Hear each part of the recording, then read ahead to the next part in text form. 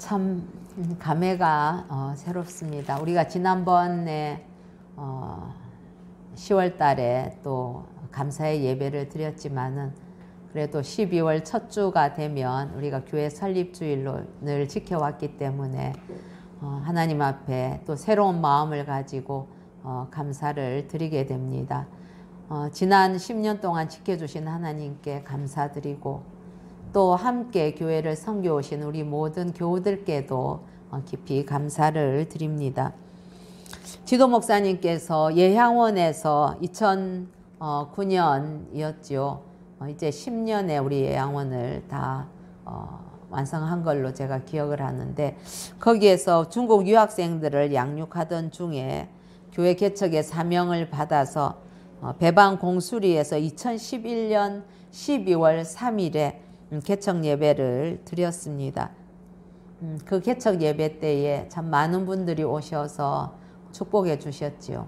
맨 앞자리에 우리 정수철 집사님께서 그렇게 참 한없이 예배 시간 동안 눈물을 흘리면서 그렇게 은혜 받는 모습을 보았고, 그리고 온 가족들이 함께 그렇게 교회를 섬기고 또 청년들과 또 한 분 한 분씩 하나님께서 우리 새생명교회로 보내주셔서 지금의 아름다운 공동체를 이루게 되었습니다. 그동안에 새생명교회를 거쳐간 많은 영혼들이 있습니다. 그들을 하나님으로 세우는 일에 열과 성을 쏟아왔다고 생각을 합니다. 그러나 그럼에도 불구하고 언제나 돌아보면 주님 앞에는 부끄러운 것밖에 없고, 작은 열매라도 있었다면 그것은 모두 하나님의 은혜의 결과이다 하는 것을 다시 한번 고백하게 됩니다. 그 중에 올해는 예배당 매입이라는 큰 선물을 허락해 주셨고, 또 우리 조현진 장로님을 일꾼으로 다시 그렇게 세우게 하신 은혜가 참으로 놀라웠으며, 무엇보다도 올해는 새 식구들을 보내주셨습니다. 우리에게 보내주신 우리 새 식구들, 우리 교회가 품고 정성껏 섬겨서 이곳에서 믿음의 뿌리를 내리고 함께 하나님의 나라를 이루어갈 수 있도록 우리가 사랑으로 섬기기를 소원합니다. 오늘 우리가 상고하려고 하는 이 본문 속에는 빌립보 교회를 향한 권면과 예수 그리스도의 마음이 있습니다. 지난번에도 말씀드린 적 있지만은 저는 참 개인적으로 이 빌립보 교회와 그 바울의 관계에서 많은 은혜를 받습니다. 빌립보 교회는 바울에게는 특별한 의미가 있는 그런 교회이지요. 왜냐하면은 아시아 쪽으로 전도 여행을 가려고 하는데 하나님께서 막으시고 마케도니아로 건너가서 첫 열매를 맺은 교회가 바로 빌립보 교회이기 때문입니다. 이 빌립보 교회는 세계사 속에서 복음이 서진하게 되는 그런 시발점이 되었지요. 그리고 이 교회를 시작으로 해서 로마 제국과 그리고 이후에 온 유럽이 기독교화되는 그런 놀라운 역사가 일어났습니다. 이 빌립보 교회는 복음에 대해서 정확하게 알고 있었습니다. 그리고 복음 전도에도 아주 열심히 있었습니다. 바울이 개척한 여러 지역마다 많은 교회들이 있는데, 다른 교회들은 때때로 개척자의 그 어려움에 대해서 무심하였지만은 빌립보 교회만큼은 끝까지 바울의 어려움에 함께 기도하면서 물질적인 도움을 아끼지 않았고, 그리고 옥에 갇힌 바울을 염려하고 위로하는 바울에게는 언제나 든든한 동역자이자 지원군이었습니다. 바울이 힘들고 또 고난의 가운데 있을 때에, 낙심할 지경에 있을 때에 뒤에서 함께 기도하고 최선을 다해서 후원하는 이 빌립보 교회 성도들을 생각하면서 아마도 그때마다 바울은 새롭게 힘을 내기도 했을 것입니다.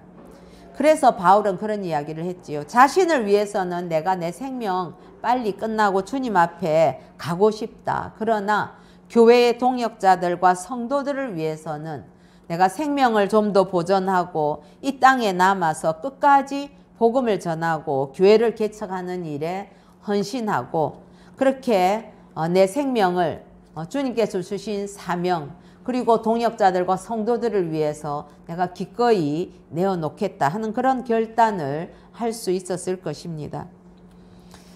원하기는 새생명교회를 개척하신 우리 정수욱 목사님과 우리와의 관계가 이렇게 주님 안에서 빌립보 교회와 바울처럼 아름다운 관계, 또 서로에게 기쁨과 사랑과 헌신과 존경의 관계가 되기를 예수님의 이름으로 축복합니다. 첫 번째 우리 말씀 가운데에서 우리는 이상적인 교회의 모습을 그려볼 수가 있습니다. 우리 1절에서 4절을 다 같이 함께 읽어보시겠습니다. 시작.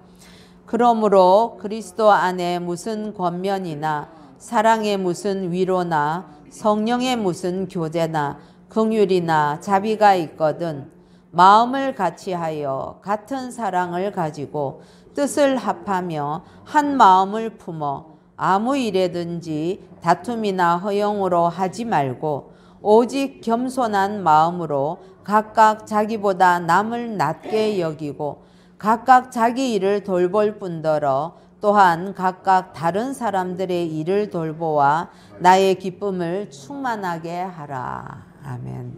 예.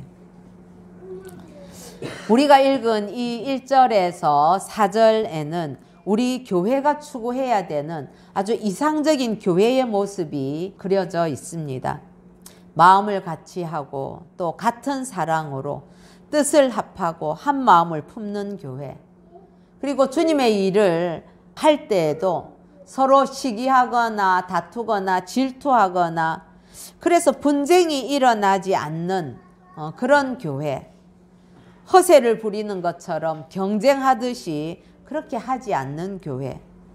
그리고 교우들이 교만하지 않고 겸손하여서 각각 자기보다는 남을 낮게 여기는 그런 온유한 사랑이 있는 교회. 그리고 이기적으로 자기 일에만 관심을 갖는 것이 아니라 다른 사람의 일을 돌볼 줄 아는 그런 섬김이 있는 교회의 모습입니다. 예, 우리 교회가 이런 교회가 되기를 간절히 소원합니다. 그런데 여러분, 이 바울이 너무 아끼고 사랑하고 자랑하던 이 빌립보 교회를 향해서 이런 권면을 했다는 것은 빌립보 교회가 그렇게 복음도 잘 알고 또 복음 전도에도 열심히 있었지만은 그 공동체 안에도 여러 가지 문제들이 있었다 하는 것을 우리가 유추해보고 알 수 있는 것이지요. 사랑하는 성도 여러분, 저도 우리 교회가 참 자랑스럽지만은 이런 여러 가지 문제들은 어떤 교회나 성도 개인에게도 보편적으로 해당되는 그런 문제가 될 것입니다.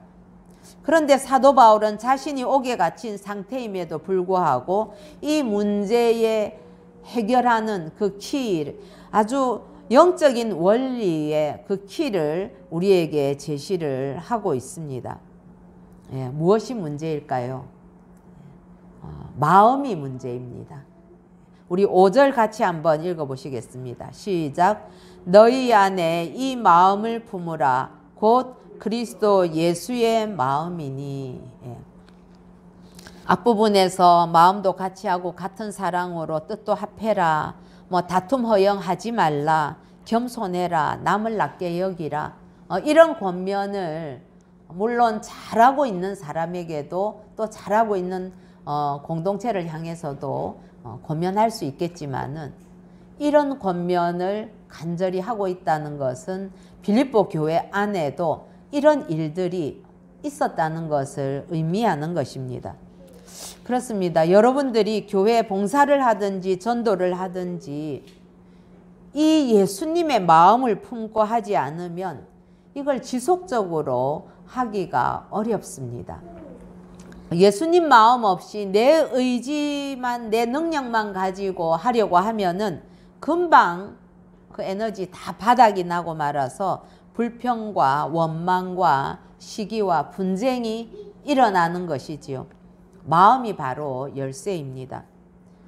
그리스도인으로서 세상에 나가서 일을 할 때나 아니면 교회나 가정에서도 살아가기 위해서는 바로 이 예수 그리스도의 마음, 우리를 위해서 십자가를 지신 예수님의 마음, 아들을 아낌없이 죽음에까지 내어주신 그 하나님 아버지의 마음을 품어야 한다는 것입니다.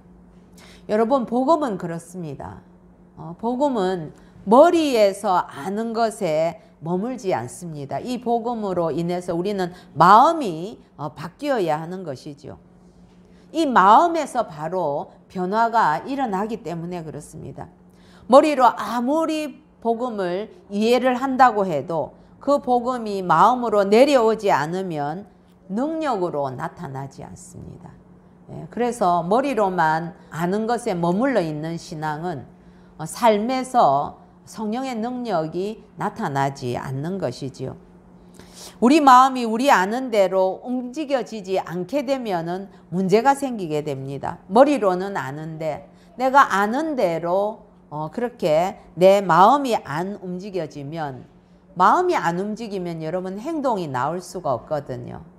그래서 행동으로 나타나지 않고 그런 어떤 삶의 모습은 믿음 따로 삶 따로, 진정한 의미에서는 신앙이 아닌 종교 생활에 불과하게 되는 그런 결과를 갖고 오게 되는 것이지요.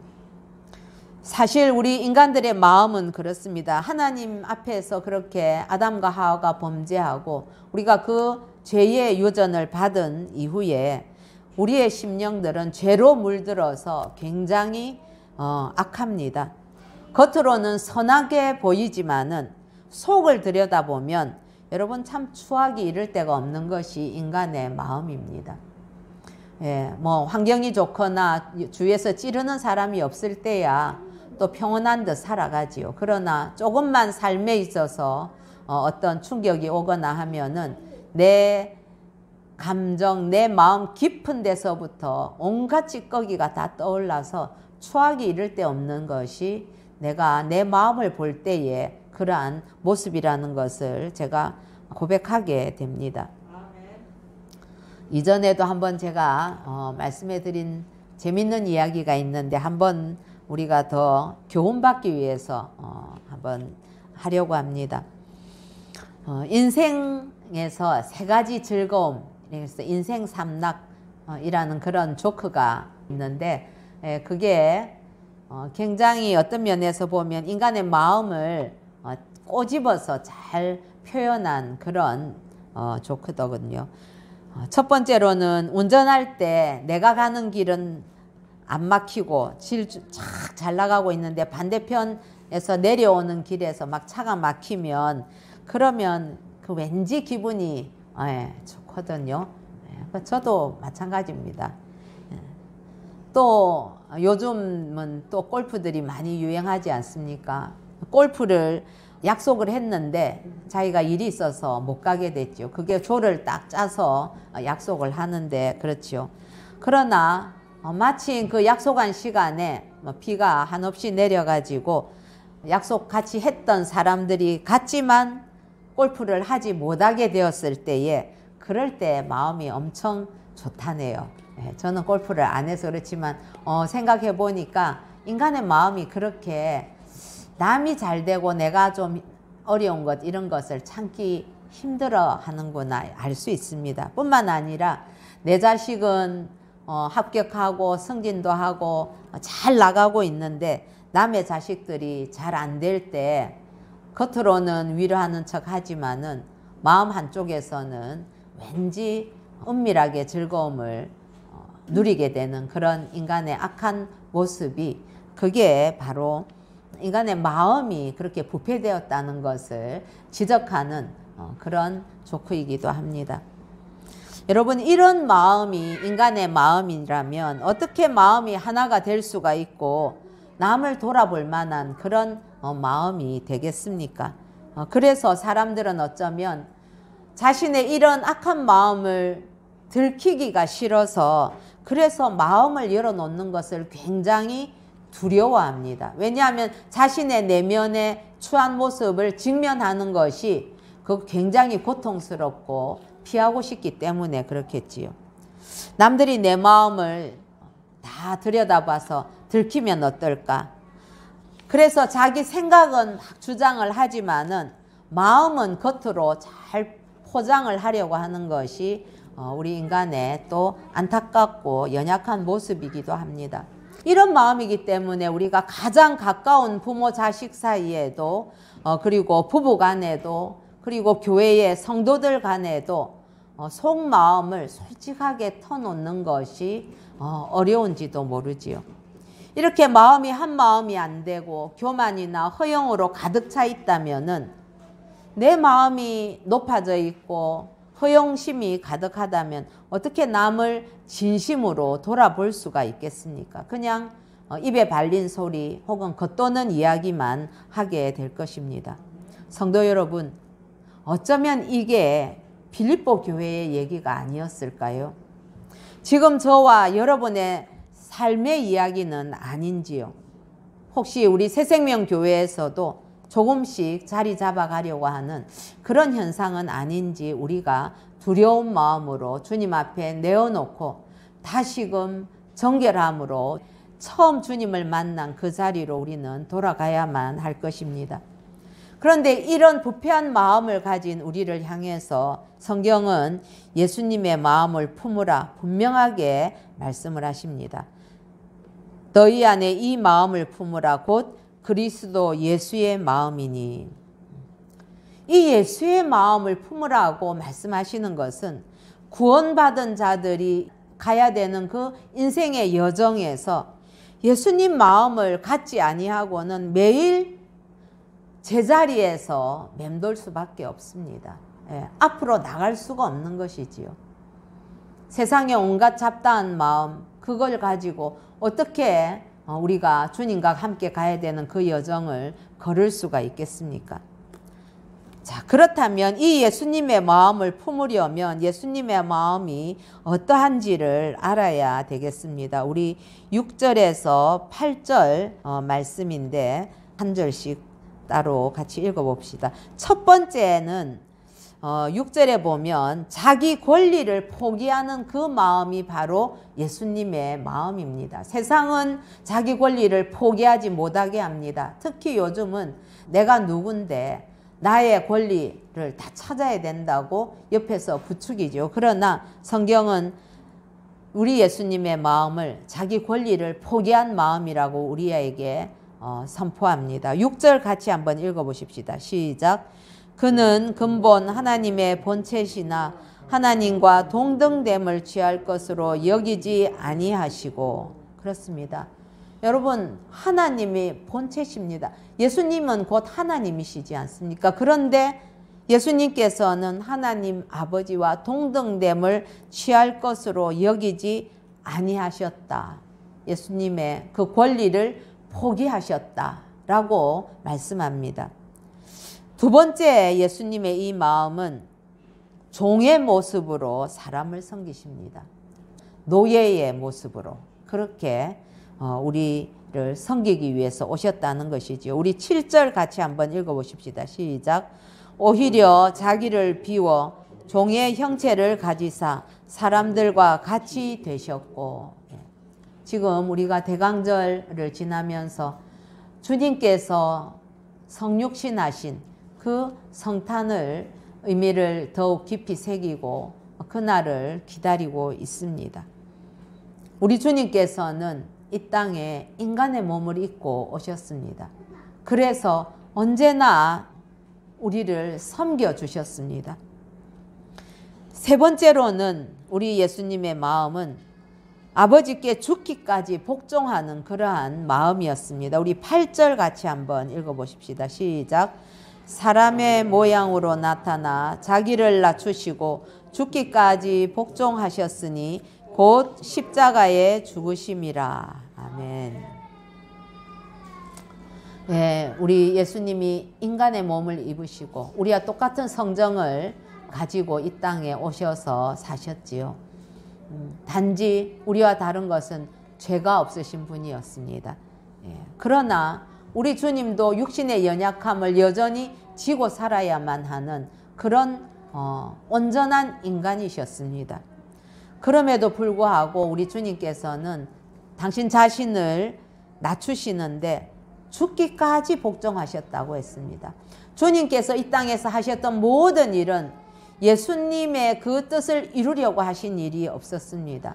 당신 자신을 위해서 이적을 쓰신 적은 단 한 번도 없으십니다.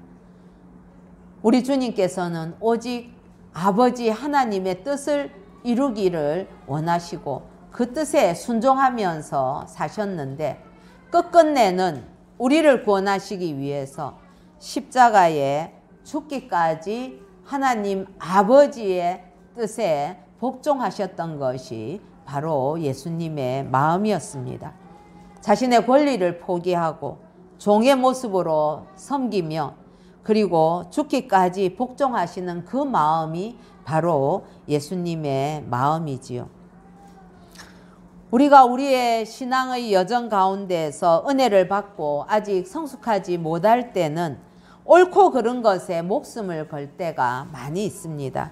그러나 여러분, 지나고 보면은 옳다고 다 이게 주님의 뜻인가 하고 되묻는다면 꼭 그런 것은 아니더라 라고 우리는 깨닫게 되지요. 때로는 옳고 그른 것의 기준을 가지고 판단해서 옳아 보였는데 그 옳음이 우리 예수님과는 상관이 없는 내 기준에서 옳은 것에 지나지 않을 수도 있다는 것입니다. 그리고 옳고 그름만을 계속해서 따지다 보면 관계가 깨어질 때가 많이 있습니다. 여러분, 특히 부부관계나 자녀관계 그리고 교우관계에서는 옳고 그른 것만 따져서는 결국은 관계에 금만 가는 경우들이 많이 있다는 것을 우리는 늘 다짐해야 할 것입니다. 무엇이 문제입니까? 이 옳고 그름을 따지는 것 뭐 나쁜 겁니까? 옳은 대로 하자는데 그러나 무엇이 빠졌습니까? 그건 바로 예수님의 마음이 빠진 것이지요. 예수님의 마음을 품지 않으면은 아무리 옳아도 그것은 사람 냄새 나고 자기 의를 드러내게 되고 그러면 다툼이 일어나고 그 가운데서 상처받는 일들이 일어나게 되는 것입니다. 교회 일을 열심히 하는 것도 중요하지만은 예수님의 마음을 품지 않고 열심히 하게 되면 그러면 어쩌면 그 지나간 자리마다 시끄러운 소음만 남게 되고 오히려 열심히 다른 사람을 해치게 되어서 교우들이 상처투성이가 될 수도 있다는 것을 우리는 늘 경계해야만 하겠습니다. 그래서 오늘 우리 5절 말씀은 명령으로 들어야 합니다. 너희 안에 이 마음을 품으라 곧 그리스도 예수의 마음이니. 이걸 뭐 그냥 권면으로 들으면 내가 받아들여도 되고 안 받아들여도 된다 이럴 수 있겠지만 이 말씀은 분명히 명령입니다. 그래서 이 명령으로 들어야만 그래야만 복종이 일어나기 때문에 그렇습니다.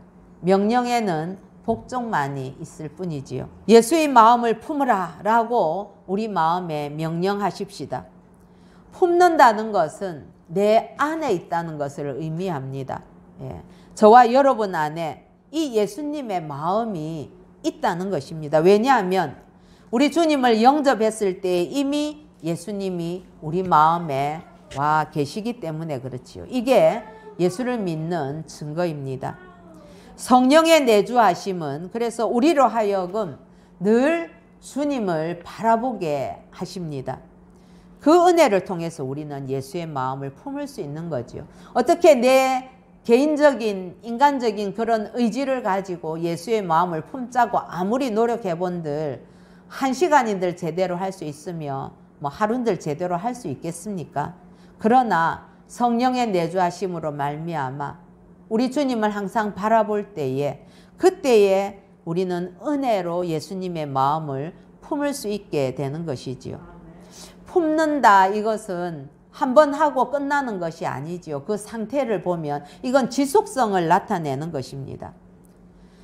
그래서 그렇게 추하고 악하고 더러웠던 우리 마음이 우리 안에 계시는 그 예수님의 마음을 품게 되면은 변화가 일어나게 되고, 변화가 일어나면 그 인생이 바뀌게 되는 것 아니겠습니까?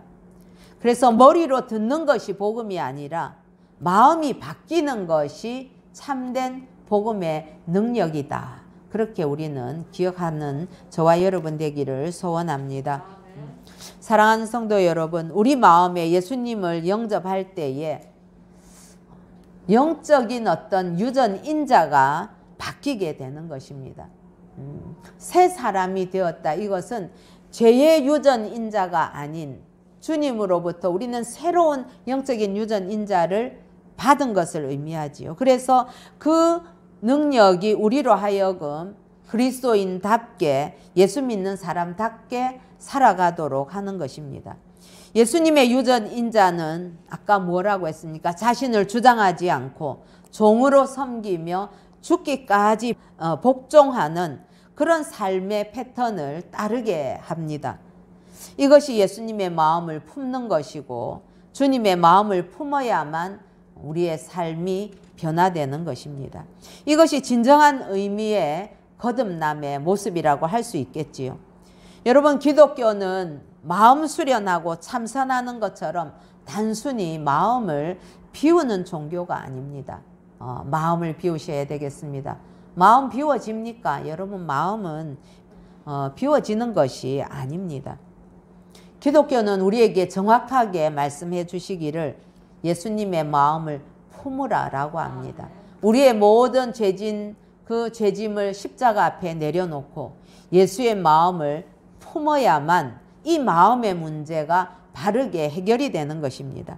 영적인 유전인자가 바뀜으로 말미암아서 내가 본질적으로 완전히 새로워지는 것, 이것이 바로 예수님의 마음을 품게 되는 한 모습이기도 하는 것이요. 그런데 여러분, 주님께서는 우리에게 예수님의 마음을 품으라 라고 명령만 하시는 것이 아니라 실제로 우리 안에 계시면서 우리를 그렇게 바꾸어 주십니다. 우리로 하여금 우리 안에 계시면서 기쁨과 감사와 승리의 삶을 살아가도록 우리를 이끌어 주신다는 것입니다. 때로 우리는 가끔 은혜를 받으면서도 이전의 옛날의 내 모습, 그 추하고 악한 모습으로 돌아갈까 봐 두려워할 때가 있습니다. 그러나 여러분, 우리 삶의 변화는 내 노력 혹은 내 의지만으로 되어지는 것이 아니라 성령께서 친히 역사하심으로 이루어 주십니다. 때마다 이 성화의 과정도 늘 성령님께서 우리를 이끌어 주실 때에 우리가 응답함으로 그 성화의 과정이 이루어지게 되는 것이지요. 우리로 하여금 거룩하게 하시고 사랑하게 하시고 감사하고 기뻐하게 하시고 마침내 승리하게 하시는 분이 예수님이십니다. 우리가 할 일은 그 주님께서 나에게 오셨다 하는 것, 내가 하나님의 자녀라는 것, 지금도 내 안에 여전히 계신다는 그 사실을 믿고 그 예수님의 마음을 품는 것입니다. 그러면 주님 앞에 내가 순종하면 내 마음의 그 주도권을 주님 앞에 그 정권을 내어드리면, 그러면 주님께서는 내 안에서 일하시기 시작합니다. 우리가 늘 신앙생활 하면서도 이런 부분에서 실패하는 것은 예수님의 마음을 품지 않아서 그런 것이지요. 그걸 거부하는 것이지요. 예. 그래서 예수님의 마음을 놓치게 되면 관계들도 다 그르치게 됩니다. 여러분, 우리가 함께 살아가면서 이게 뭐 정말 예수님 마음으로 품지 않으면은 아마 가정들도 다 모든 가정들이 깨어지고 서로 상처받고 교회도 늘 분란의 소용돌이가 되고 직장에서도 늘 까칠한 사람으로 예수 믿는 사람 욕 듣고 그렇게 안 하겠습니까? 예. 예수의 마음이 성령께서 우리 안에 역사하심으로 말미암아 우리가 그것에 순종하여 나갈 때에 우리가 변화가 되고 그 변화를 통해서 세상도 하나님 앞에 영광을 돌릴 수 있는 그런 날이 오게 되는 것이지요. 사랑하는 성도 여러분, 예수님의 마음이 어떤지 살펴야 됩니다. 우리가 많은 경우에 보면은 내 생각과 그리고 우리 예수님의 마음을 혼돈하는 경우가 많이 있지요. 그러나 내 생각과 주님의 마음은 많이 다릅니다. 그래서 예수님의 마음이 그리고 예수님이 진정한 나의 주인이 되도록 나의 왕이 되셔서 나를 온전히 다스리시도록 내어드리면 문제가 해결이 됩니다. 그러면 그 가운데서 어떤 어려움도 두려움도 이겨낼 수 있는 것이지요. 그래서 나는 죽고 예수로 사는 것이 십자가의 복음이 되는 것입니다. 내가 주님 안에서 죽었다는 것을 믿음으로 고백하고 선포하는 그 은혜가 있으시기를 바랍니다. 분명하게 십자가에서 나는 죽었다고 했는데 끊임없이 예전에 나를 불러들여서 그렇게 죄된 모습들이 펄펄 살아 움직이게 해서야 되겠습니까? 내가 주님과 함께 십자가에 죽었다는 것 분명히 믿고 고백할 때에 그때 비로소 우리 주님의 마음이 깊이 깨달아지게 되고 그러면 주님의 음성이 들리게 되고 주님의 뜻이 그때서야 보이게 되는 것입니다. 여러분, 내가 죽어야만 주님 안에서 내가 살 길이 생기게 되는 것이지요. 예수 믿는다고 하면서 종일토록 우리 예수님의 마음이 어떤가에 대해서 무관심하다면 그거는 영적으로 혼미하고 방황하는 허탄한 인생의 길을 걷고 있는 증거입니다. 그러나 우리 주님의 마음이 우리 각 사람의 심령 가운데 회복될 때에 우리의 심령이 빛으로 밝혀지는 것이지요. 그러면 내가 갈 길이 보입니다. 참 이것은 우리가 신앙생활 하면서 기도를 하는데도 이런 적용들이 다 해당이 됩니다. 우리가 기도할 때에 시끄럽게 늘 내 어떤 간구만 하다 보면은 정작 듣고 가야 될 주님의 음성을 듣지 못할 때가 많이 있습니다. 여러분, 우리가 늘 잠잠히 주님의 뜻을 기다리는 그런 모습이 필요한 것이지요. 서로 속을 모르는 관계는 하나가 되지 못한 관계입니다. 그건 아무리 한 집에서 한 이불 속에 살아도 그리고 한 교회에 있어도 진정한 의미에서 한 몸이라고 말하기가 어렵습니다. 그러나 서로의 마음을 온전하게 나눌 때에 그때에 우리 교회의 영광을 보게 되고 예수님의 마음으로 유무상통하던 그런 초대교회와 같이 정말 천국 공동체를 이루게 됩니다. 지난 10년 동안에 우리 새생명교회 안에서도 많은 영적인 교제가 있어 왔습니다. 서로를 돌아보고 섬기고 남을 나보다 낮게 여기는 그 겸손함이 우리 공동체 안에 또한 있었기 때문에 우리 교회가 이렇게 건강하게 여기까지 온 줄로 믿습니다. 그러나 그렇다고 해서 그것이 다 온전했을까요? 그렇지는 않았습니다. 겸손히 주님 앞에 우리의 부족함도 고백하고 인정할 수 있어야 되겠습니다. 우리가 정말 많은 일을 했습니다. 우리 교회의 규모에 비해서는 하나님께서 은혜를 주셔서 여러 가지 많은 일들을 했고 저는 그런 일들이 다 생명을 살리고 의미 있는 주님께서 기뻐하시는 일이라고 생각을 합니다. 그러나 그 많은 일을 하는 과정 가운데에서 행여라도 우리가 예수님의 마음으로 하지 않았다면은 어쩌면 우리 주님께서 기억하지 못하는 그런 의미 없는 일이 될 수도 있다는 것입니다. 빌립보 교회에게 권면한 이 말씀이 10주년을 맞은 우리 새생명 교회와 지체들에게 들려지기를 축복합니다. 그래서 우리가 이제 다시 20년을 바라보면서 나아가는 이 자리가 처음 우리 교회를 시작하는 그 마음, 처음 주님을 만났던 그 마음, 그때로 다시 시작하는 저와 여러분 되기를 소원합니다. 새로운 결단을 해야 될 그런 중요한 시점에 저와 여러분이 지금 서 있지요.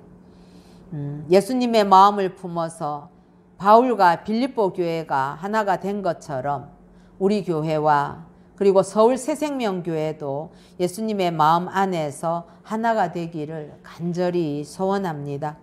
아들을 아낌없이 내어주신 아버지 하나님의 마음, 십자가를 지시면서 죽기까지 복종하신 예수님의 마음, 그리고 언제나 함께 하셔서 하나 되게 하시는 성령님의 그 역사하심이 대강절 주님 오시는 것을 기다리는 저와 여러분, 그리고 20주년을 바라보면서 처음 자리로 돌아가서 새로운 결단을 하며 앞으로 나아갈 우리 새생명교회 위에 충만하시기를 우리 주 예수님의 이름으로 축복합니다.